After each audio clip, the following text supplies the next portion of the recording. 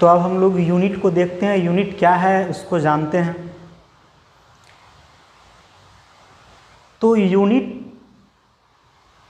की आवश्यकता हमें क्यों है उस सबको देखेंगे।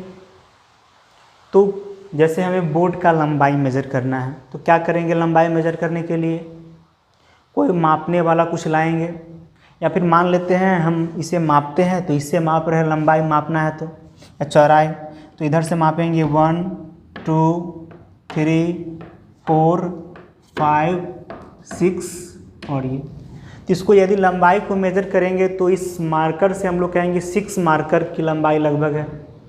यदि हम किसी और से मेथड कर मेज़र करेंगे हैंड से तो कितना आएगा 1 2। तो क्या देख रहे हैं, मेज़र करने के लिए जैसे हमें हैंड से मेज़र किए या फिर इस मार्कर से मेज़र किए, तो मार्कर जो हमारा एक स्टैंडर्ड हो गया, मतलब ये मानक हो गया, इसी के हिसाब से हम लोग मापते हैं, या फिर हम लोग मापते हैं मीटर में या सेंटीमीटर में।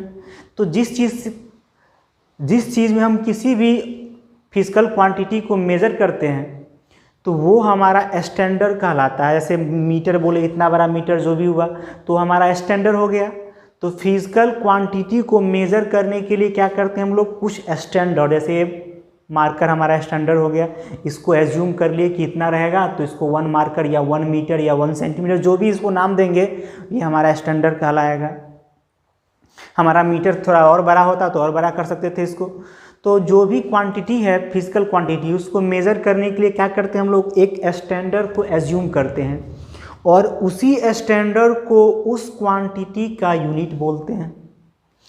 तो यदि हम इसको इस स्टैंडर्ड को मेज़र कर लेते 1 सेंटीमीटर तो ये हमारा लंबाई हो जाता बोर्ड का 6। यदि इसी स्टैंडर्ड को हम लोग बोलते 1 मीटर तो हमारा 6 मीटर।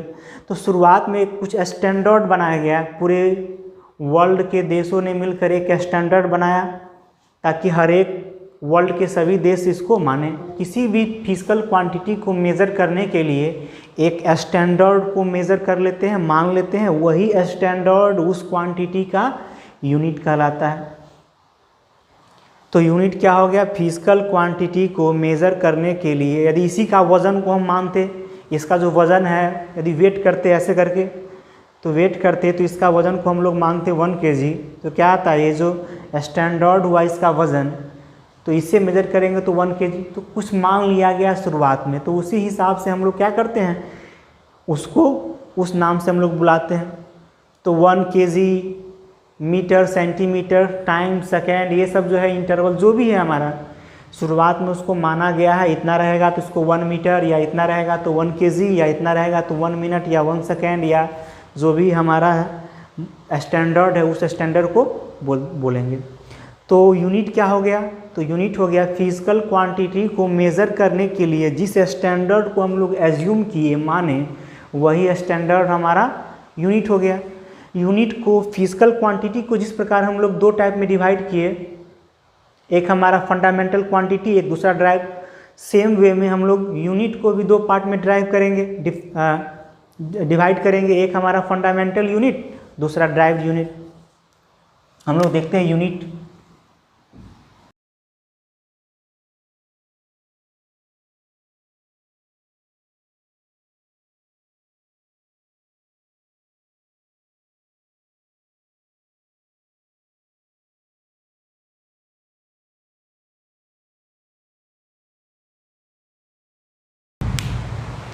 तो अब हम लोग देखते हैं फंडामेंटल यूनिट क्या होता है। फिजिकल यूनिट को हम लोगों ने 2 भाग में डिवाइड किया, फंडामेंटल यूनिट और ड्राइव यूनिट।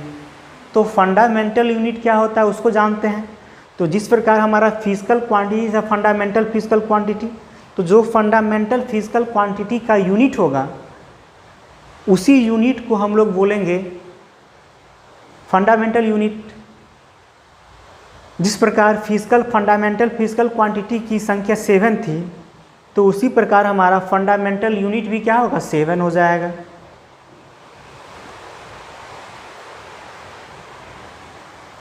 तो फंडामेंटल फिजिकल क्वांटिटी के बारे में हम लोग लिख सकते हैं, the unit of fundamental quantity is known as fundamental unit. दूसरा, तो फिजिकल क्वांटिटी को मेज़र करने के लिए कुछ स्टैंडर्ड माने हैं, जिस स्टैंडर्ड को हम माने हैं, एज्यूम किए हैं, वो सारा का सारा स्टैंडर्ड हमें फंडामेंटल यूनिट में आएगा। तो जो भी स्टैंडर्ड को हम लोग एज्यूम करेंगे उसको हम लोग फंडामेंटल मानेंगे और उसी के बेसिस पर बाकी जो फिजिकल क्वांटिटी है उसका यूनिट फाइंड आउट करेंगे। तो फंडामेंटल यूनिट क्या हो जाएगा, यानी the unit of physical quantity, fundamental quantity is known as fundamental unit. दूसरा हम लोग ये भी बोल सकते हैं जिस यूनिट को हम लोग एज्यूम किए हैं वो यूनिट हमारा फंडामेंटल यूनिट होगा। यानी जिस यूनिट को हम लोग एज्यूम किए फिजिकल क्वांटिटी को मेज़र करने के लिए, तो उस यूनिट को हम लोग फंडामेंटल यूनिट बोलेंगे। जैसे हम लोगों ने लेंथ का यूनिट में एज्यूम किया मीटर, तो हमारा फंडामेंटल यूनिट। टाइम का यूनिट हम लोगों ने एज्यूम किया सेकेंड, फंडामेंटल यूनिट में आया।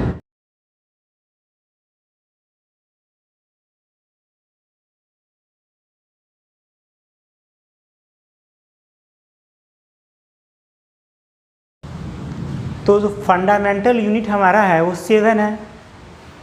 तो फंडामेंटल क्वांटिटी का जो यूनिट होगा वो फंडामेंटल यूनिट, और फंडामेंटल क्वांटिटी की संख्या 7 है, तो इसीलिए हमारा फंडामेंटल यूनिट भी 7 होगा।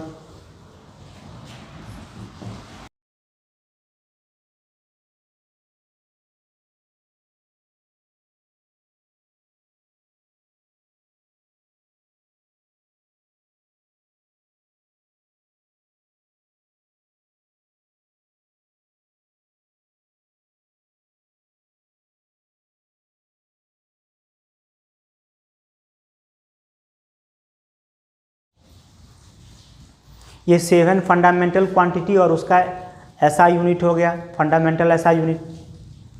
अब हम लोग देखते हैं drive unit.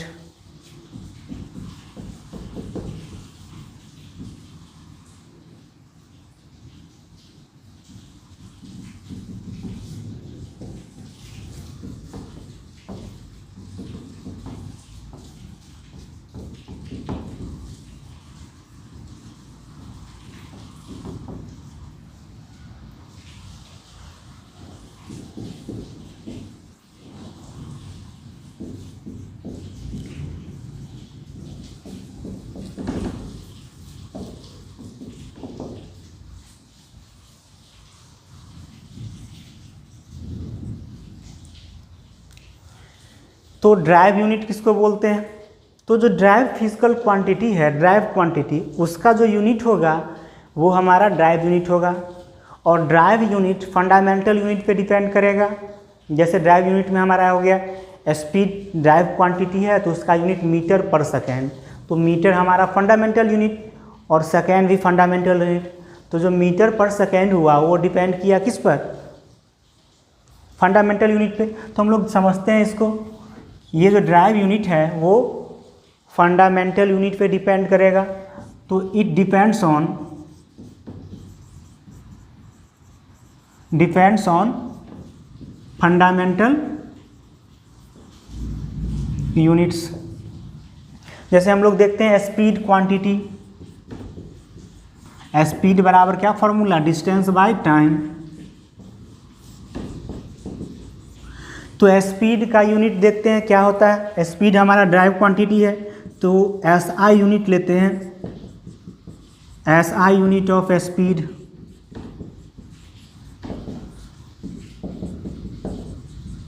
SI unit of distance by SI unit of time. तो डिस्टेंस का SI यूनिट क्या हो जाएगा? मीटर। और टाइम का यूनिट सेकेंड। तो क्या आ गया हमारा? मीटर पर सेकेंड।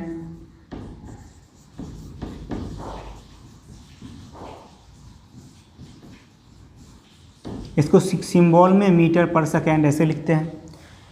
तो हम लोगों ने देखा ये जो मीटर है फंडामेंटल और सेकेंड भी हमारा फंडामेंटल।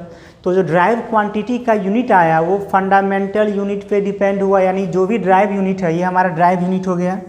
तो ड्राइव यूनिट डिपेंड किस पे कर रहा है? तो फंडामेंटल यूनिट पे डिपेंड कर रहा है। तो अब हमें कोई भी फिजिकल क्वांटिटी को रिप्रेजेंट करना है तो कैसे रिप्रेजेंट करेंगे? तो कोई भी फिजिकल क्वांटिटी को रिप्रेजेंट करने के लिए हमें दो चीज़ों की आवश्यकता होती है। एक हमारा उसका न्यूमेरिकल वैल्यू और दूसरा यूनिट। जैसे हम लोग बोलेंगे लेंथ को ही रिप्रेजेंट करना है तो लेंथ को बोलेंगे 2, तो ये जो रिप्रेजेंटेशन है ये सही नहीं हुआ। 2 क्या, मीटर, किलोमीटर, केजी, तो ये इससे 2 से हमें सही से स्पष्ट इंफॉर्मेशन नहीं मिल रहा है, तो हम लोग इसको इस तरह से रिप्रेजेंट नहीं कर सकते हैं। यदि हम लोग इसको लिखते हैं 2 मीटर, तो इससे हमें सही से रिप्रेजेंटेशन मालूम चलता है। ये 2 जो हो गया हमारा न्यूमेरिकल वैल्यू हो गया,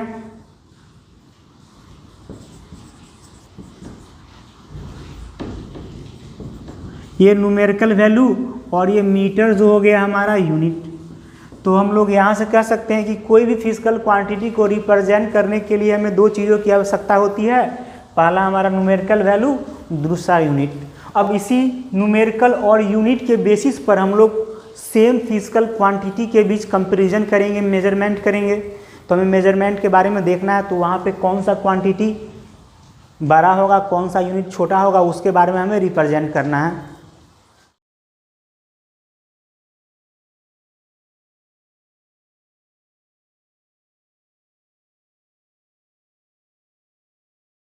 तो हम कह सकते हैं फिजिकल क्वांटिटी क्या हो गया,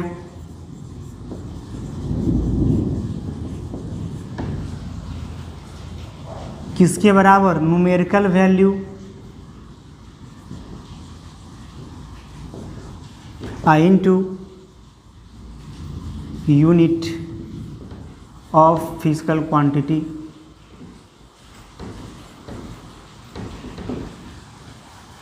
तो फिजिकल क्वांटिटी को यदि हम Q से लिखें, न्यूमेरिकल वैल्यू को N से और यूनिट को U से, तो Q equal to N into u, ये हमारा वैल्यू हो जाएगा। तो कोई भी फिजिकल क्वांटिटी को इस बेसिस पे हम लोग रिप्रेजेंट कर सकते हैं, और इसी बेसिस के हिसाब से हम लोग क्या करेंगे, एक फिजिकल क्वांटिटी को दूसरे में भी कन्वर्ट कर सकते हैं, और जो दूसरा फिजिकल क्वांटिटी है उसको दूसरे में कन्वर्ट करना, और दूसरा ये हम लोग दो फिजिकल क्वांटिटी में कंपैरिजन कर सकते हैं। तो कोई भी फिजिकल क्वांटिटी के न्यूमेरिकल वैल्यू और उसके यूनिट में क्या रिलेशन है, तो कोई भी फिजिकल क्वांटिटी जिसका यूनिट बड़ा होगा तो न्यूमेरिकल वैल्यू छोटा होगा, और यदि यूनिट छोटा होगा तो न्यूमेरिकल वैल्यू बड़ा होगा। यानी कोई भी फिजिकल क्वांटिटी के लिए यूनिट और उसका न्यूमेरिकल वैल्यू इन्वर्सली प्रोपोर्शनल होता है एक दूसरे के। तो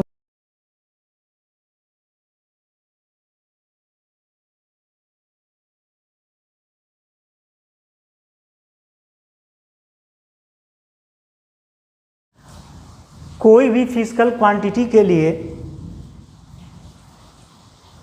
उसके न्यूमेरिकल वैल्यू और उसका यूनिट आपस में एक दूसरे के इन्वर्सली प्रोपोर्शनल होता है। इसका मतलब क्या हुआ, n जो है inversely proportional to u, inversely proportional to u आया, इसका मतलब मल्टीप्लाई हो गया, तो nu इक्वल टू कॉन्स्टेंट। तो nu का वैल्यू कॉन्स्टेंट आया, मतलब न्यूमेरिकल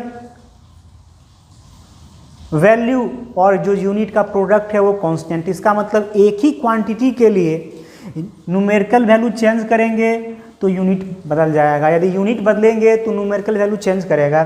जिसका मतलब ये हो गया n1u1 is equal to n2u2। यदि तीसरा है तो n3u3। तो इस तरह से हम लोग चेंज करके समझ सकते हैं। एक एग्जाम्पल के माध्यम से इसको देखते हैं।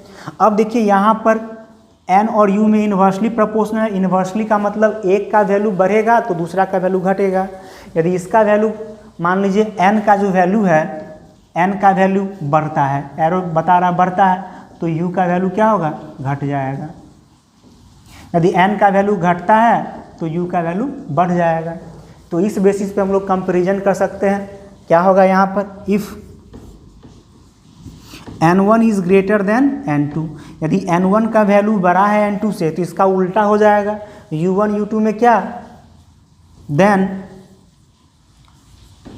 u1 छोटा होगा u2 से। और यदि n1 छोटा होगा n2 से तब क्या होगा, इसका उल्टा u1 बड़ा हो जाएगा u2 से। तो इसको हम लोग एक एग्जाम्पल के माध्यम से समझते हैं। मतलब न्यूमेरिकल वैल्यू बड़ा है तो यूनिट छोटा होगा, यूनिट छोटा है तो न्यूमेरिकल वैल्यू बड़ा होगा। जैसे हमें देखना है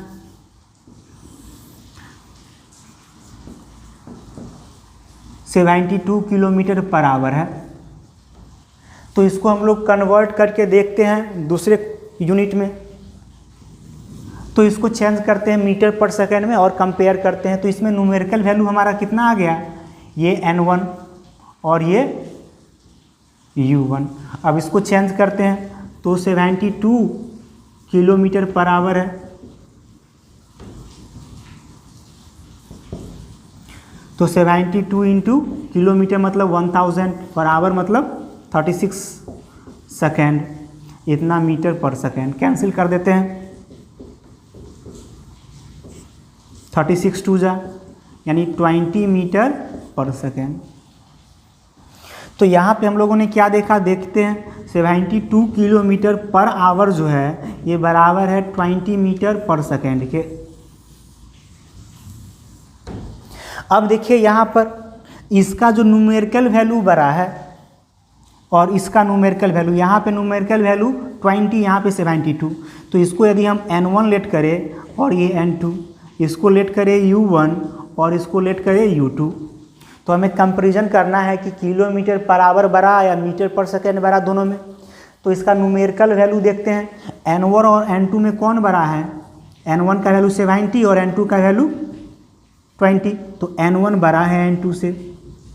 तो n1 जब बड़ा हो जाएगा n2 से तो हम लोग यहाँ पे इसका जस्ट उल्टा, देन हम लोगों ने क्या पढ़ा है, u2 बड़ा होगा u1 से, देन u2 बड़ा होगा u1 से। और u2 का वैल्यू क्या है, मीटर पर सेकेंड। तो हम लोग यहाँ पे कह सकते हैं मीटर पर सेकेंड इज ग्रेटर देन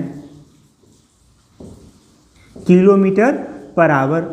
हमें यहाँ पे कंफ्यूज नहीं करना है कि किलोमीटर देखने में बड़ा लग रहा है। तो आपको यदि पूछा जाए कि मीटर पर सेकेंड बड़ा है या किलोमीटर पर